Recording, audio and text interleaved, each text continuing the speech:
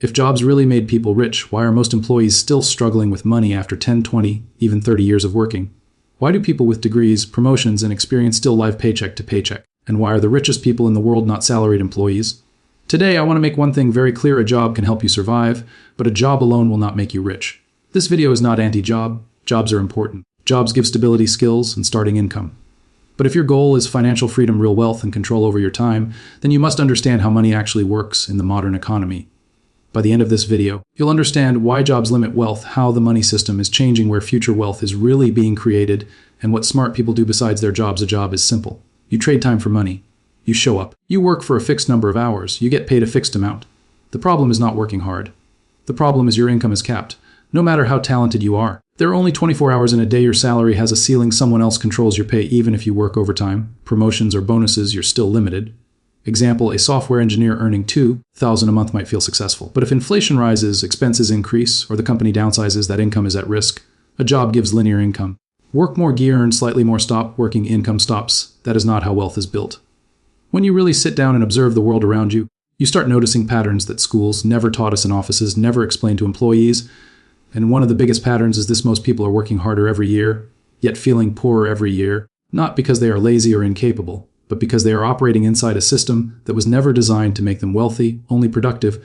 And this is where understanding money systems becomes critical, because money today is no longer backed by physical labor alone. It is backed by leverage, ownership, data, networks, and scale. And when central banks print money to stimulate economies, that newly created money does not go directly into employees' pockets. It flows first into assets like stocks, real estate, and businesses, which is why asset owners get richer during economic expansion while salary earners struggle to keep up. And this explains why someone working honestly for decades can still feel financially stressed, while someone owning a business or investment grows wealth quietly in the background.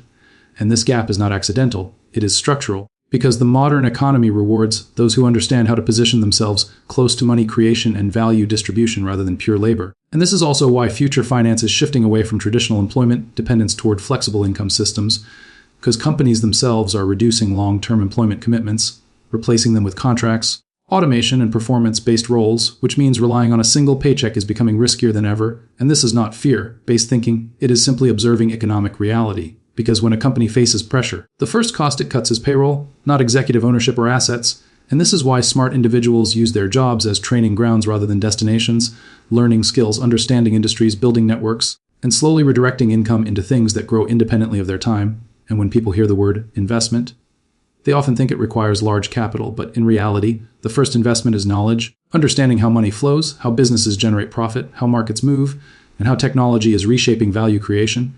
Because today, someone with a laptop and internet connection can reach a global audience, sell a service, build a brand, or create digital products that scale far beyond the limits of a salary. And this shift is not coming in the future. It is already here, visible in creators, freelancers, online educators, and digital entrepreneurs who started small while still employed and gradually built systems that paid them even when they were not actively working.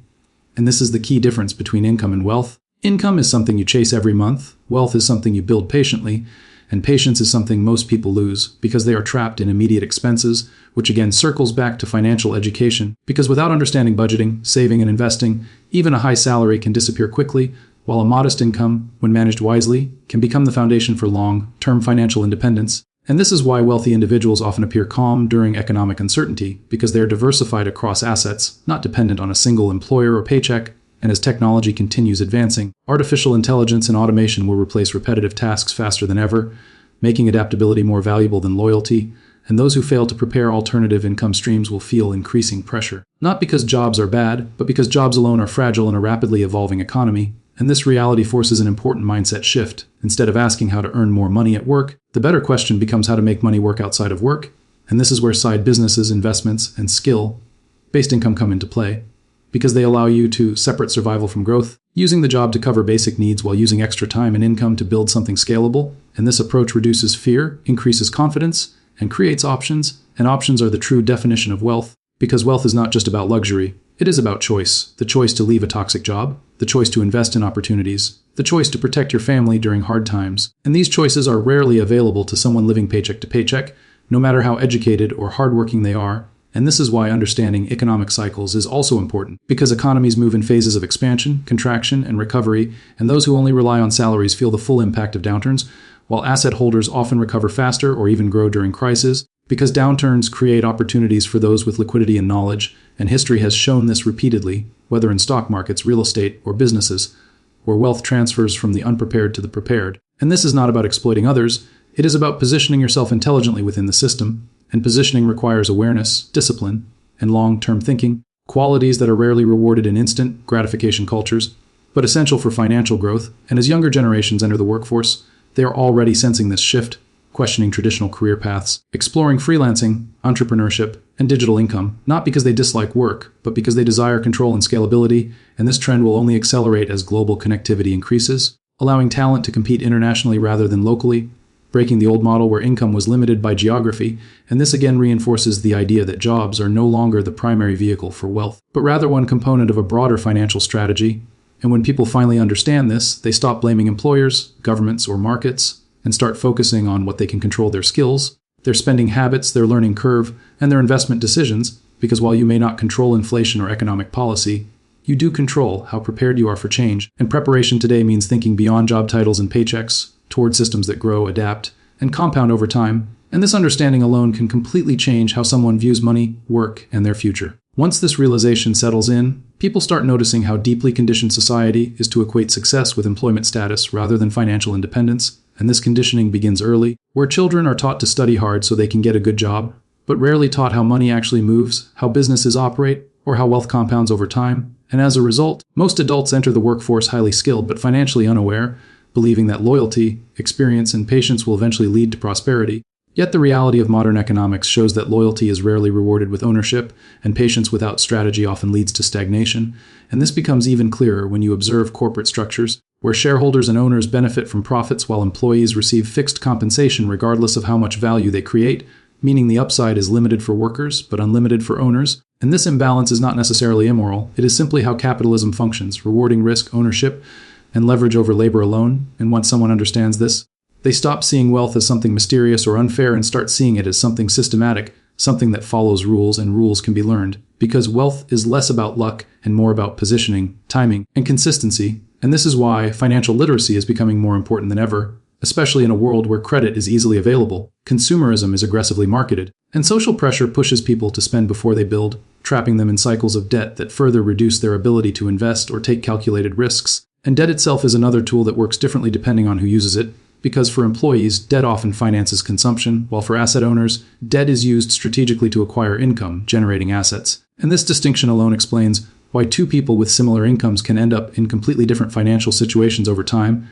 and as digital platforms continue to lower the barriers to entry for business creation. More individuals now have access to opportunities that were once reserved for corporations, such as global distribution, automation, and data-driven marketing, allowing small players to compete at scale. And this has fundamentally changed how wealth can be built, because scale no longer requires massive physical infrastructure, it requires systems, creativity, and execution. And this is why future wealth will increasingly belong to those who can combine skills with technology, rather than those who rely solely on credentials or job security. And this shift is also reshaping how people think about careers, moving away from single lifelong professions toward flexible skill stacks that can adapt to market demand, because adaptability itself has become a form of insurance, protecting individuals against economic shocks, layoffs, and industry disruption. And this is especially relevant in an era where entire industries can change within a decade, making static career paths risky. And those who ignore this reality often find themselves forced to adapt later under pressure, rather than choosing to adapt early with intention. And intention is what separates reactive financial behavior from proactive wealth building, because reacting means responding to bills, emergencies, and crises, while proactive thinking means anticipating change, preparing buffers, and creating multiple income streams before they are urgently needed.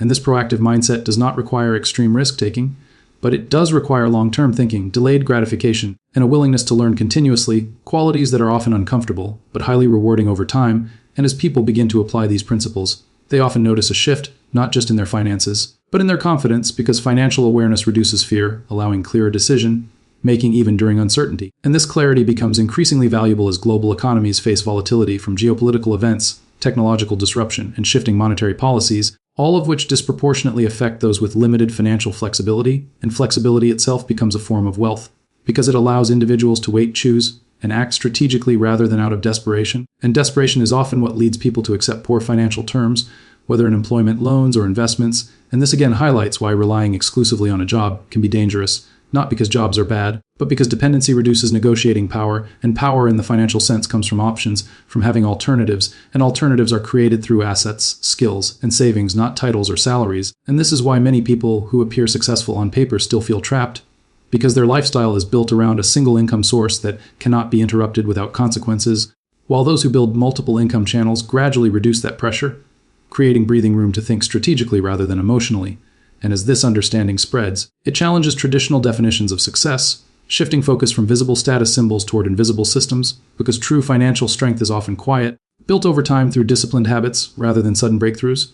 And this quiet nature of wealth is why it is often misunderstood, with people assuming overnight success stories are the norm, when in reality most sustainable wealth is the result of years of preparation meeting opportunity, and opportunity itself favors those who are ready, not those who are merely hopeful. And readiness comes from education, experimentation, and persistence, all of which can be developed alongside a job rather than instead of it, reinforcing the idea that employment should be a foundation, not a finish line. And when individuals finally internalize this, they stop waiting for external validation, promotions, or economic conditions to improve, and instead take responsibility for their financial trajectory, understanding that while they may not control the system, they can learn to navigate it intelligently, positioning themselves for growth rather than survival. And this shift in perspective is often the most powerful change of all, because once someone stops expecting a job to make them rich, they begin building the structures that actually can.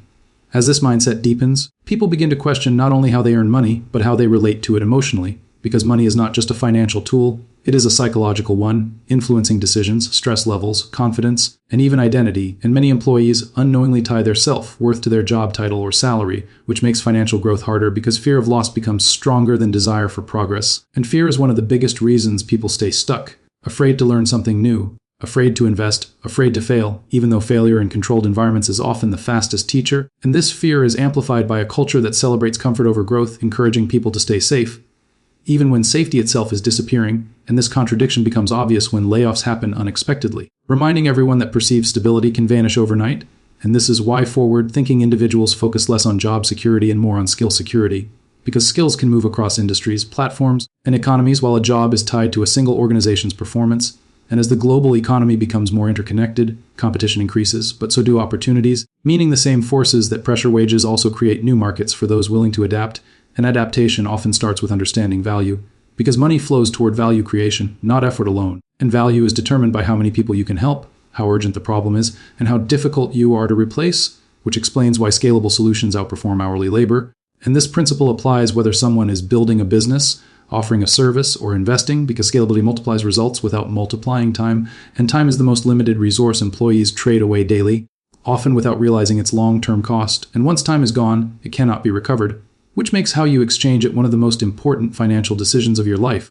And this realization encourages people to audit their daily routines, noticing how much time is spent consuming rather than creating, reacting rather than planning, and while rest and balance are important, constant consumption without production leads to stagnation, especially in a world where information is abundant but application is rare. And those who learn to apply knowledge consistently gain an advantage, not because they know more, but because they act more strategically, and strategic action often looks boring at first, involving small investments, slow growth, and delayed rewards, which is why many people quit too early, expecting quick results. But wealth rarely announces itself early. It compounds quietly, often unnoticed until momentum becomes visible. And this compounding effect is not limited to money. It applies to skills, networks, and reputation, all of which can generate opportunities that a job alone cannot provide. And as individuals begin to experience small wins outside their salary, their perspective shifts further, realizing that income diversity reduces stress, improves decision-making, and increases long-term resilience. And resilience is becoming increasingly valuable in an unpredictable world, where economic shocks, technological disruption, and global events can change conditions rapidly. And those with multiple income sources and adaptable skills are better positioned to absorb these shocks without panic, while those dependent on a single paycheck often experience immediate pressure, forcing short-term decisions that can have long-term consequences. And this pressure is not a personal failure, it is a structural vulnerability, which is why education around money systems is so important. Because understanding how banks, markets, and governments influence money supply helps people make sense of why prices rise, why savings lose value, and why assets tend to outperform cash over long periods. And this understanding empowers individuals to make informed choices rather than emotional ones, such as investing consistently instead of trying to time markets, or focusing on long-term growth rather than short-term comfort. And as financial awareness increases, people also become more critical consumers, recognizing how advertising, social media, and lifestyle comparisons drive unnecessary spending, often keeping people trapped in cycles of earning and spending without building anything lasting. And breaking this cycle requires intentional choices, prioritizing asset building over appearances, and long-term security over short-term validation. And while this approach may feel isolating at times, especially when peers prioritize consumption, it often leads to greater freedom later. And freedom is the underlying goal behind wealth, not excess but autonomy, the ability to choose how to spend time, energy, and attention. And this autonomy cannot be fully achieved through a job alone, because jobs inherently involve trade-offs, exchanging autonomy for predictability. And while this trade-off may be reasonable at certain life stages, relying on it indefinitely limits growth, and those who recognize this early can plan accordingly, using employment as a stepping stone rather than a destination, gradually shifting their focus toward ownership, leverage, and systems that align effort with exponential returns. And this does not require rejecting traditional work, but redefining its role within a broader financial strategy, one that acknowledges economic realities rather than outdated promises. And as more people adopt this perspective, the definition of success evolves, moving away from rigid career ladders toward flexible, personalized paths that reflect individual goals and values. And this evolution is already visible in how younger generations approach work, prioritizing flexibility, learning, and impact over long-term loyalty to a single employer. And while this shift presents challenges, it also opens possibilities, allowing individuals to design lives that balance stability with growth and income with meaning. And at the core of this transformation is a simple but powerful truth: wealth is built intentionally, not accidentally. And while a job can provide the starting point, the journey toward financial independence requires thinking beyond it, continuously learning, adapting, and positioning oneself within the flow of value creation. And those who understand this are not waiting for permission, promotions, or perfect conditions. They are quietly preparing, building, and aligning their actions with a future that rewards ownership over dependency and systems over effort alone. And this preparation, though often invisible, is what ultimately separates those who merely work from those who truly build. A job is not the enemy, but believing that a job alone will secure your future is the real danger. Because the modern world no longer rewards effort in isolation, it rewards ownership, adaptability, and understanding of how money truly works. And those who continue to rely only on a paycheck will always remain vulnerable to forces they cannot control, while those who choose to learn, build, and invest gradually move from dependence to independence, from fear to confidence, and from survival to choice. And this is the defining difference between working for money and building wealth. Because wealth is not about how hard you work. It is about how wisely you position yourself within the system, how intentionally you use your income, and how consistently you create assets that grow beyond your time. And the future belongs to those who stop waiting for security and start creating it, who stop asking for permission and start taking responsibility. Because once you understand that a job is only a tool and not a destination, you gain the clarity to design a financial future that gives you freedom, stability, and control over your life. And that understanding is the most valuable asset you will ever own.